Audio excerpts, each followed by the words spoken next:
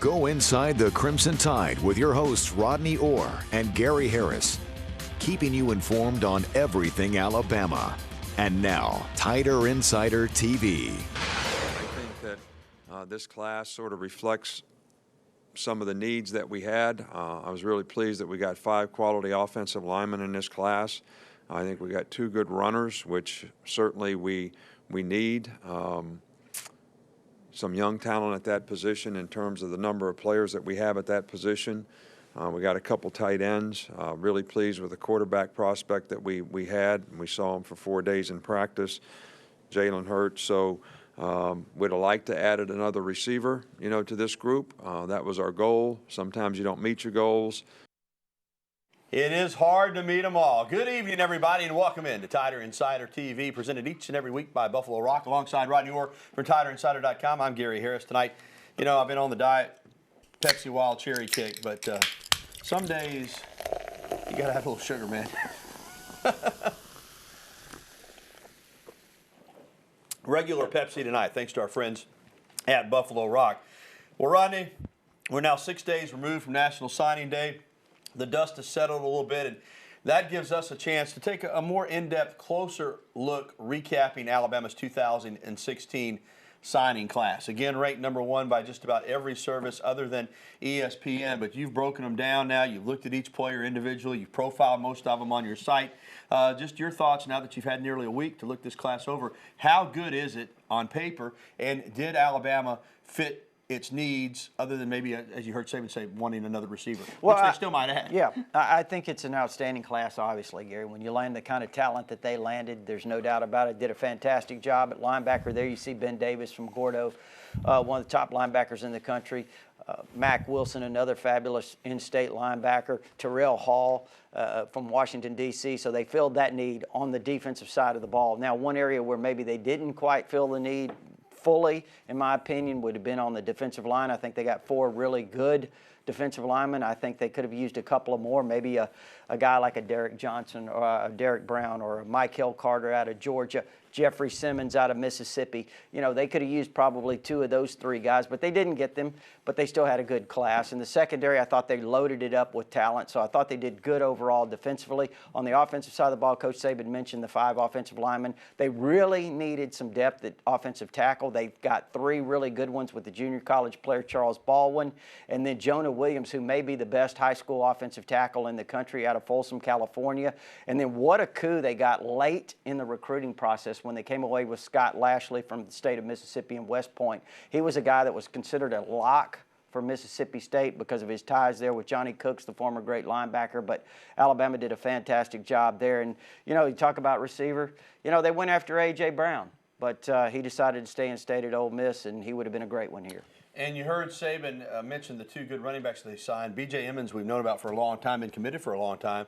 But Joshua Jacobs, late in the process, Alabama found out about him, got on him out of Tulsa, Oklahoma, signed him. A lot of people compare him to Kenyon Drake, kind of a change of pace running back, but a nice late add to this class. Well, he was maybe the recruiting story of the year. You're talking about a guy that was, towards the end of the recruiting process, he had barely any offers. Even in spite of the fact he ran 179 times for 2,704 yards. That's 15 yards plus a carry.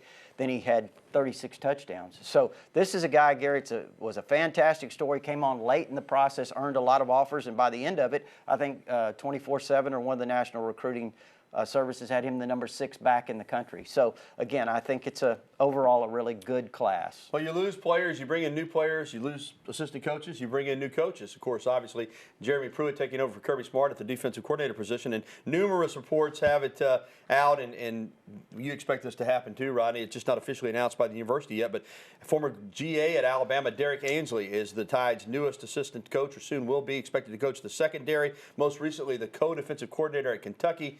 Again, nothing official according to the university, but we do expect that to happen. This is a guy that played at Troy, really worked his way up through the ranks, did a good job when he was on the staff here at Alabama, parlayed that into a big-time position at UK. Now he comes back to take over for Mel Tucker. I know this is a coach that you know pretty well, and should slide in here much like Pruitt and not miss a beat. Well, and you mentioned that. I think it's great that he's been here. I think that's one of Nick Saban's things that he likes to do. He likes to get these young guys, develop them in his system, then send them off and allow them to coach. coach, you know, at another school or two and get some experience away from here and then bring them back. And if that happens like we think it could, Derek Ansley certainly would be a great example of that. All right, still to come on Tider Insider Television. Retin Obasohan's stock just continues to rise. Hear what his coach, Avery Johnson, has to say about his two-time SEC Player of the Week. Plus, a little later, we'll talk Super Bowl.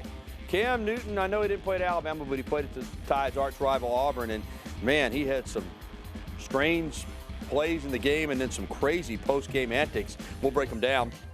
And plus, we'll be getting to your phone calls, emails, and also you can tweet at us as well. Give us a call at 205-348-WVUA. That's 348-9882. Email us, TITV@WVUA23.com, or you can reach us on Twitter using the hashtag TITV. We'll be right back with the only show that takes you inside the Crimson Tide, Tider Insider TV. We'll return right after this timeout.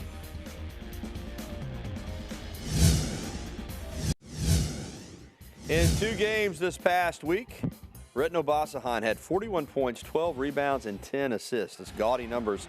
And more importantly for the Alabama senior, Alabama won both of those games at Mississippi State and at home on Saturday against Missouri. Still, the individual numbers and accomplishments didn't go unnoticed by his head coach. Who would have ever thought in June we would have somebody that would make that would win SEC Player of the Week twice? If you'd have told me that, I would have ran from here to Birmingham, all right, barefoot, all right. Fortunately for AJ, he can keep his shoes on and stay right here in Tuscaloosa, but he has a point. It's becoming even more clear that Alabama has one of the best players in the SEC. Obasohan becomes the first Tide player since Kennedy Winston in 2004-2005 to win SEC Player of the Week honors twice in the same season. And this is a unique story, Rodney. He came here recruited by Anthony Grant, redshirted his freshman season. You don't see that often in basketball. You know, came here from Belgium, was more raw, was a great athlete, but raw as a basketball player. And he has some skills, there's no doubt about it. He's strong, he's athletic, but he really has worked hard to develop as a basketball player. Proof that hard work does pay off. Yeah, that's a big part of it, Gary. Working hard, coming in with the right attitude, and you know, you've seen how he's developed and progressed. And he's a guy that, even at a little over 6 feet tall, has that unique ability that I don't know if you can coach it. He can get his shot off inside, outside against bigger people. He can take contact because, again, he looks like a strong safety. I mean, he's strong. And, you know, we're so, I think, obsessed with height in the game of basketball. Sometimes strength is overlooked. But, again, you see him going in against big players, using his body. I mean, it's the key to his whole game. It's just how physically strong he is. Mm-hmm. Yeah, I mean, you know, Gary, again, his leadership and the things that he does, there you go. You see him there. He's great explosiveness. Like you said, he would be a tremendous football player playing in the secondary. He could be an all-SEC player this year. And this Alabama men's basketball team, they've won 3 of their last 4 conference games. They're 4-6 now in the league. They get a chance to knock off another top 25 team tomorrow night, Texas A&M.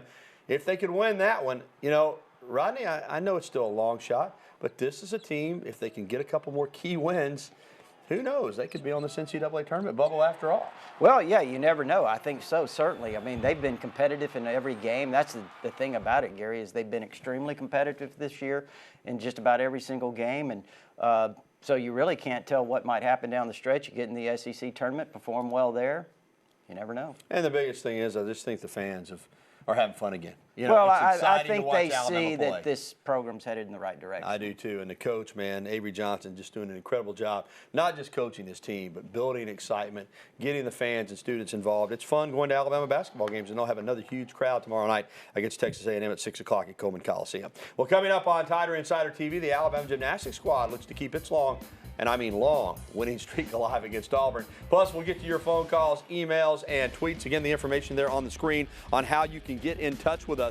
Go ahead and give us a call now if you want to get through, 205-348-WVUA. That's 348-9882. Or email us or tweet at us.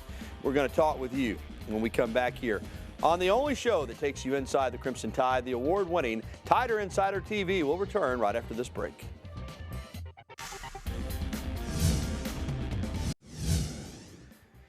Well, unlike other sports, it's not all about wins and losses in collegiate gymnastics. It's about average scoring, you know, in each meet. Still, though, Alabama had an up-and-down season, so it felt really good to get back on the winning side of the ledger this past Friday night, particularly since it was Power Pink night.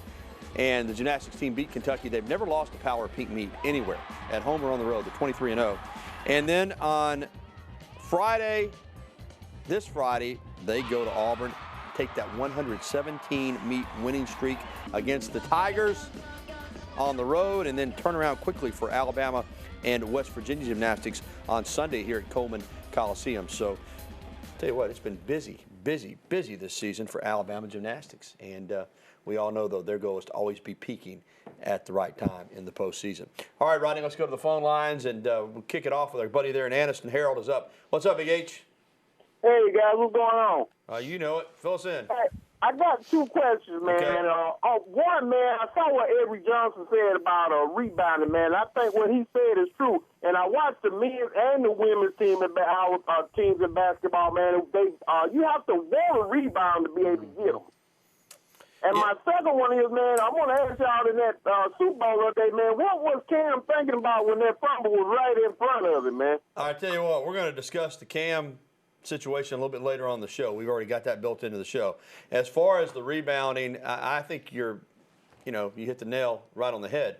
Both Avery Johnson and Christy Curry want to get big physical players in the post. It's a need for both teams, and they're going to try to recruit to that. As you said, and Avery Johnson did address it, in the meantime, you got to play with what you've got, and sometimes rebounding is just about effort and desire. You got to want the basketball worse than the other guy. And I think both these coaches are working to get that through to their players. Some people have made careers out of their effort and their want to in terms of rebounding. And, Coach Johnson addressed that last week here on our show. Yeah. When he talked about you have to have the want to and the will and the desire and more than the other guy, more than the other team. Sometimes you have to have those guys that will do that. And having said that, they are trying to recruit bigger people in the post on both the men's and women's basketball teams. Let's go down to Highway 69 to Moundville and talk with Dale. Hey, Dale, what's going on, man?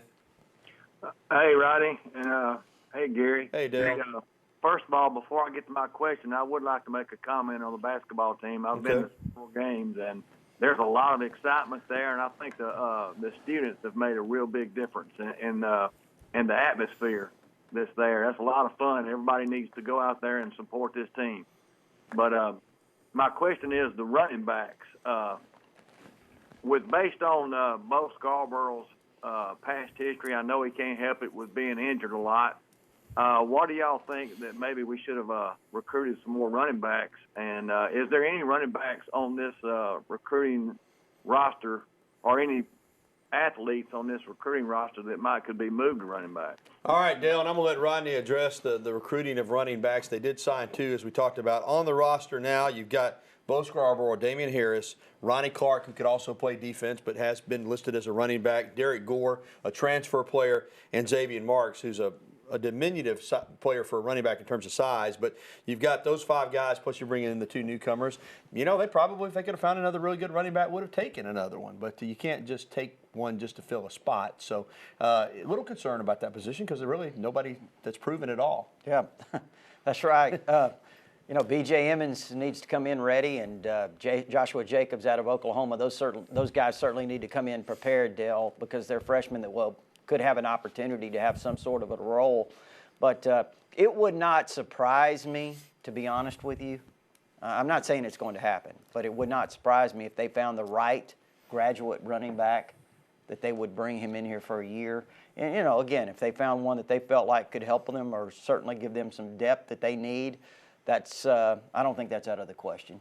Always looking for running backs. You just can't get enough of them, particularly in a running back-oriented offense like Alabama. Rodney, let's get an email in before we take a break here on the program from Tommy in Northport. Who will start at center and right tackle in 2016? Good questions. You're losing Ryan Kelly and losing Dominic Jackson at those two positions. Well, I think, there's a lot of competition at right tackle. Charles Baldwin's a junior college player they're bringing in, and he's a great one. He had a fantastic career at ASA College up in New York, and so he's a guy that'll go through spring practice. Matt Womack's a guy that's back, that's a redshirt freshman that they've got some hopes for. Corin Curvin started at right tackle when Dominic couldn't go one game late in the season.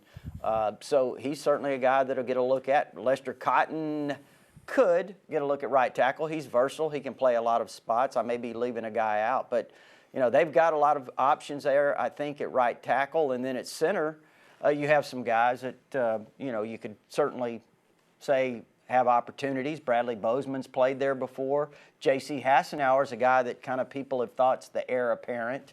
And I think also I would watch for Brandon Kennedy, a freshman who was redshirted this past year from Wetumpka. He's a guy that has a lot of potential. So I think possibly one of those three guys will be the guy who ends up replacing Ryan Kelly. Good news, Dale. Remember last year, or Tommy, remember last year they replaced a couple offensive linemen, had to do the same thing and wound up winning the Joe Moore Offensive Line of the Year award. Well, don't go anywhere because we're going to talk Cam Newton in just a little bit. But first, more of your phone calls, emails, and tweets. Again, 205-348-9882. Email TIFTV at WVUA23.com, or you can tweet at us using the hashtag TITV. We'll be right back after this.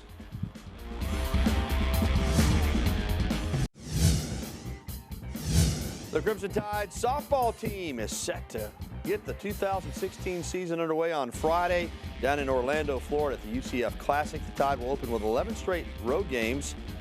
Bama finished 6th overall in the NCAA last season after going 48-15, 17-7 in the SEC. They're ranked 5th in the country and predicted to finish 4th in the SEC. That's how good SEC softball has become. Wow. How about that? Wow.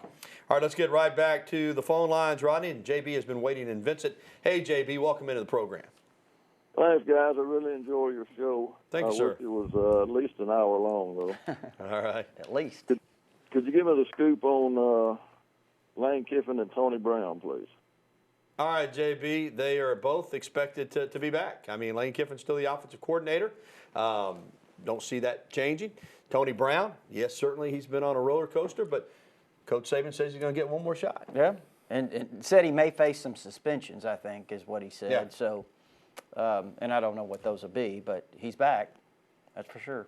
Okay, so I know a lot of people, it's funny how early last season I think a lot of people were saying ready to get Kiffin out of here. Now most people want to see him come back, and it looks like he's going to for his third year. Let's go down to race country, Talladega.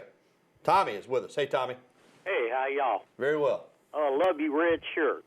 What I want to know is, what about a place kicker? Do we have one in this class? And how's the baseball team looking?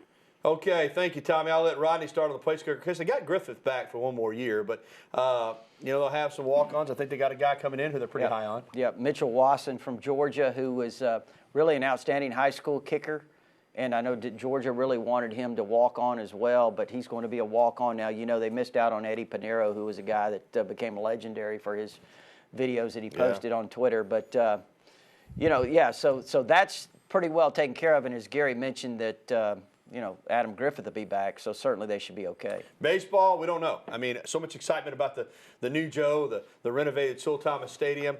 Alabama lost 5 guys to the Major League Draft.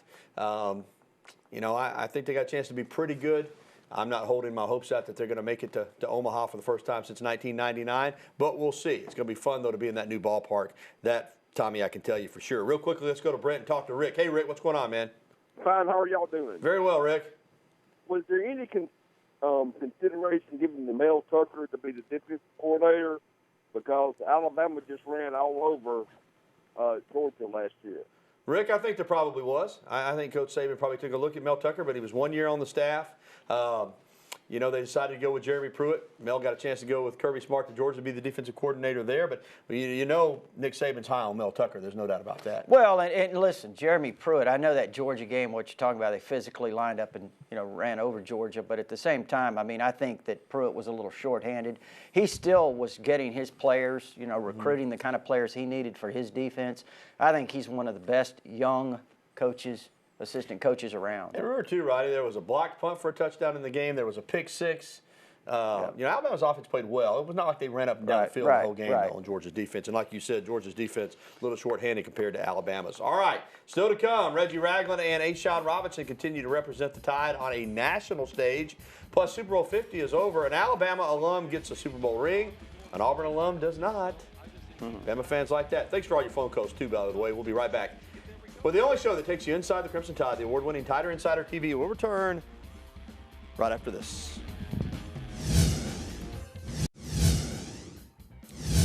The Quicken Loans All-Star Football Challenge in Arlington, Texas featured 2 former Alabama defensive stars. Ashawn Robinson competed in the strength competition, and he is strong.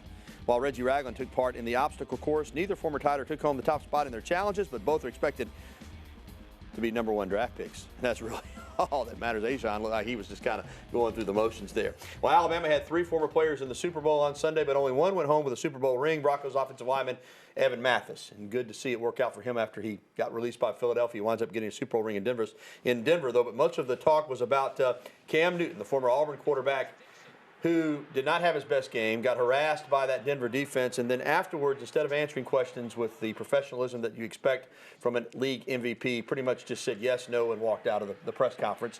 Here's my deal, Rodney. I think he's the most gifted quarterback we've ever seen physically in the National Football League. His combination of size, speed, and strength is unbelievable. Peyton Manning getting a ring there in possibly his final game. But Cam Newton, there's more to being an NFL quarterback than being a great athlete. You have to be able to not only accept the glory when you win, but be a professional when you lose. And I don't think he showed that. No, he did not. Absolutely, walking out as he did, because he's certainly taken advantage of the opportunity to talk when he's been, kind of the front runner, so to speak, but, didn't do that the other night. So, but it was good to see Peyton Manning, because that probably will be his last game. Well, Cam had said, if you don't want to see me rip open the Superman and do the dab, keep me out of the end zone. They said, okay. But he is a gifted football player, and he's only 26 years old. But we'll see if he gets back there. He said today, no regrets, that he is a sore loser. Admittedly, that's what he said. All right, you heard Tommy talking about our shirts earlier. You can get one at the Locker Room, man, downtown Tuscaloosa.